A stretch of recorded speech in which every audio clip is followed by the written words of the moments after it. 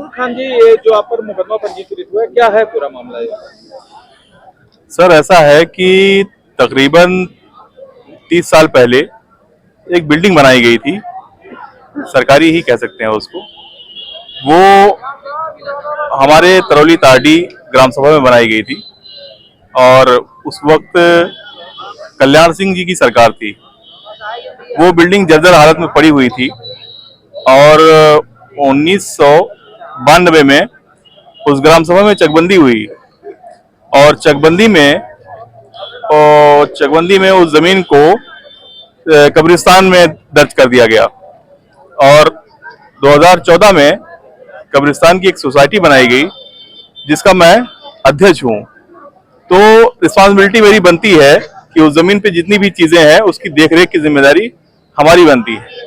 मैं ये नहीं कहता कि मैं कब्जा करके रखा हूं कहीं, लेकिन जितनी भी चीजें उस जमीन पर हैं जो कब्रिस्तान की है, क्योंकि उसका रजिस्टर्ड कब्रिस्तान है, वो राजस्व विभाग ने उसकी परमिशन दी हुई है, तब जाके वो ये रजिस्टर्ड हुई है।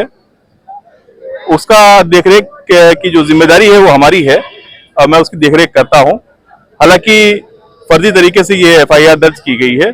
मेरा कोई इनका आरोप है आपने कब्जा किया और आपसे बात करने गए तो आपने अभद्रता भी किया, गाली गलौज भी किया, कितना सही है? भाई साहब ऐसा है, मेरी लोकेशन आप निकाल सकते हैं। जिस वक्त ये गए थे वहां पर, उस वक्त मैं फैजाबाद में था। आप मेरी मोबाइल की निकाल सकते हैं लोकेशन, और मैं इसके लिए कप्तान साहब से मुलाकात भी करूंगा। मैं अपनी लोकेशन सर्च करवाऊंगा कि जिस वक्त ये लोग वहां गए थे उस वक्त मेरी लोकेशन क्या थी। ये गलत और फर्जी तरीके से एफआईआर दर्ज की गई थी। ये एक मुद्दा है चुनाव का, और ये लोग जो है चुनाव को टारगेट कर रहे हैं, विशेष रूप से टारगेट किया जा रहा है। तो आपसे कुछ कहा गया था नहीं किए थे तब इस तरह से हुआ?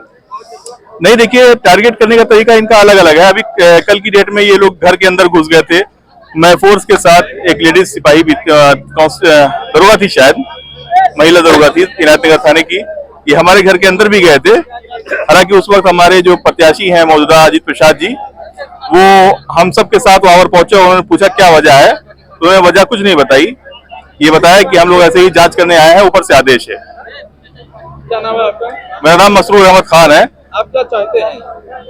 किस चीज में आप पूछ रहे हैं? इस मुकदमा जो पंजीकृत है इसमें क्या चाहते हैं? मैं अपनी बात को रखूंगा, मेरे पास कागज है, एविडेंस है।